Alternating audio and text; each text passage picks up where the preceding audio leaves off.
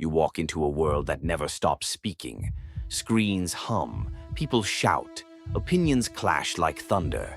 And yet, somewhere deep inside, there's a part of you that whispers, quietly, persistently, "Where am I in all of this noise?" That question is not small. It's the doorway to the soul. Some of us are born with eyes that turn outward, to connect, to build, to shine.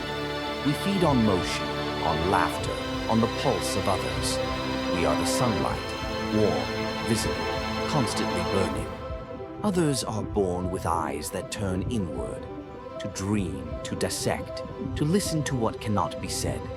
We feed on silence, reflection, and solitude. We are the moonlight, hidden, watchful, quietly alive.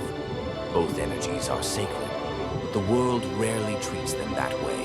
Society worships visibility. The loud are celebrated, the reflective are forgotten. We are told that success means being seen, even when it empties us inside. So the extrovert becomes a performer, smiling, talking, connecting, yet sometimes feeling hollow beneath the applause. And the introvert becomes an exile, misunderstood, retreating further into thoughts no one asks to hear. But neither one is whole alone, because the truth is, energy, like light, bends. The extrovert must learn to descend into silence, and the introvert must rise and act upon their visions. That's where real growth begins. Not in perfecting your nature, but in balancing it. You see, we're all born lopsided, tilted toward one way of being. But life, in its mysterious cruelty and beauty, keeps pushing us to the other side. The introvert is forced to speak when silence costs too much. The extrovert is forced to listen when noise becomes unbearable. And in those uncomfortable crossings, when you walk against the current of your own design, you meet the hidden parts of yourself. That's what Jung called individuation. The moment the self stops hiding behind personality and begins to become something larger, something whole. You are not an introvert or an extrovert. You are a soul wearing temporary masks of energy. And the masks are only tools, not prisons. When you dare to hold both, the quiet and the storm, you become a paradox that cannot be controlled. You can speak and still hear. You can act and still understand. You can stand alone in a room full of people and not feel lost.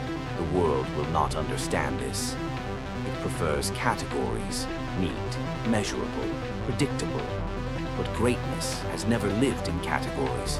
It lives in the tension between opposites, in the balance of fire and stillness, movement and meaning, action and awareness.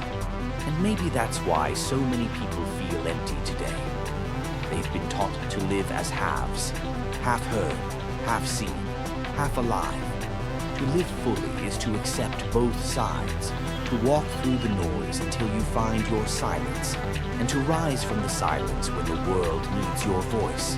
So the next time you feel out of place, whether you're too quiet for the loud or too loud for the quiet, remember this: you are not broken, you are becoming.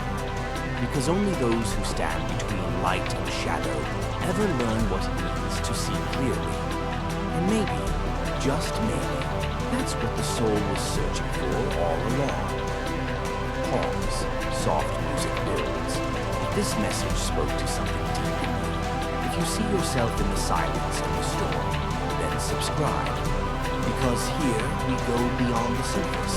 We explore the unseen, the philosophies, truths, and quiet awakenings that remind you who you really are.